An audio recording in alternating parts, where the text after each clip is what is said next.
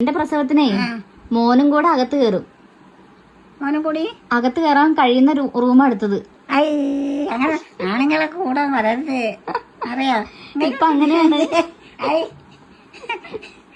ഇപ്പൊ രണ്ടാളും ഒരുമിച്ച് പോണ റൂമാണ്.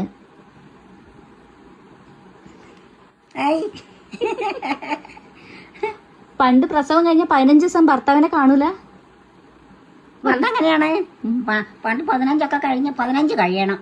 15 കഴിഞ്ഞാൽ കൂട്ടി തൊടുള്ളൂ. അതേപോലെ തൊടൂല.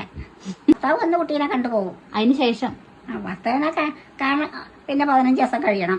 15-ന് എന്നാ പിന്നെ ഇപ്പൊ ഞങ്ങൾ ഒരുമിച്ചാ പോണെ. കാണും. ഇപ്പൊ ഞങ്ങൾ ഒരുമിച്ചാ പ്രസവിക്കാൻ പോണെ.